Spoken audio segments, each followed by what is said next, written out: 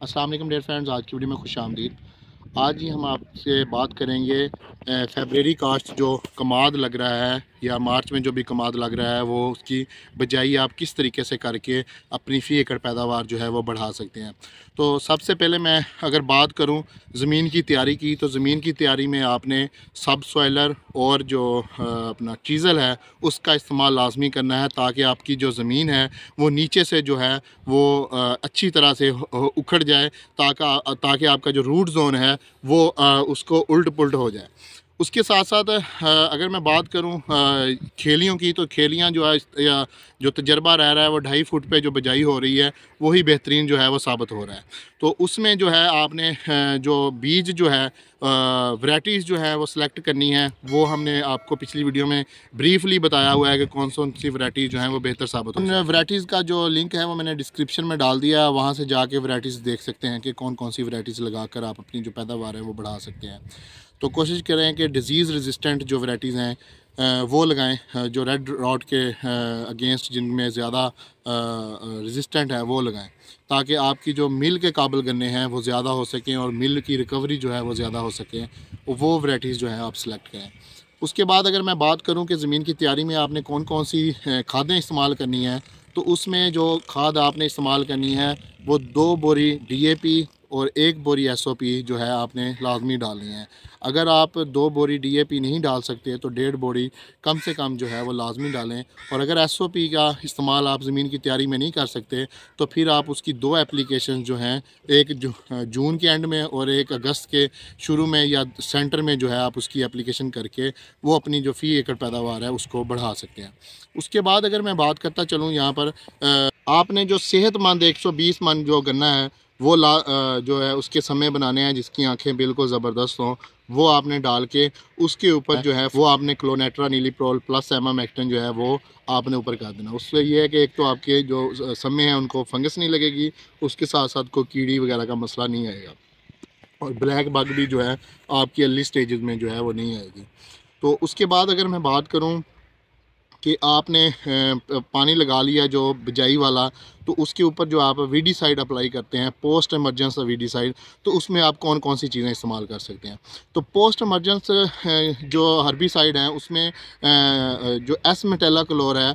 जो brand name dual gold के नाम से काफ़ी अरसे से सेल हो रहा है, ये एक प्रोडक्ट जो है आप इसका स्प्रे भी कर सकते हैं, इसको जो है आप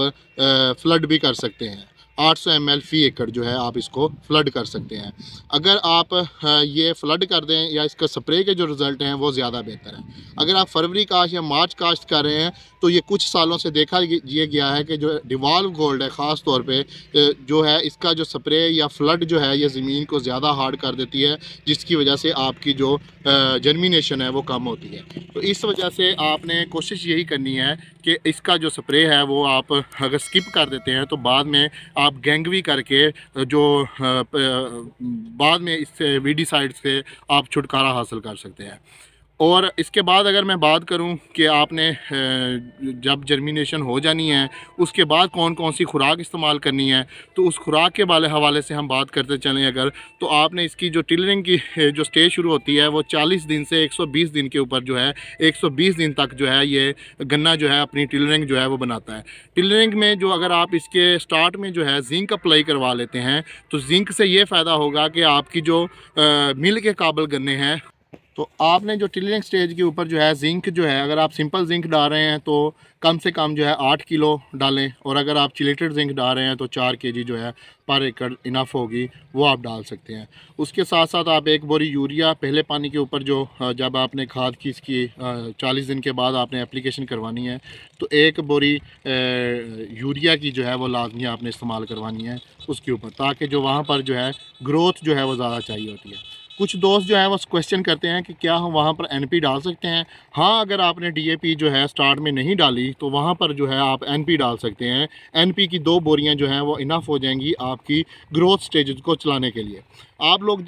को मैं बताता चलूँ कि NP जो है, अगर आपने एक बैलेंस अपनी फसल की ग्रोथ लेनी है तो NP जो है वो आपकी फसल के लिए बहुत ही ज़बरदस्त प्रोडक्ट है, बहुत ही ज़बरदस्त फर्टिलाइज़र है, क्योंकि इसके अंदर 2 प्रोडक्ट आ जाते हैं, अमोनिकल नाइट्रेट और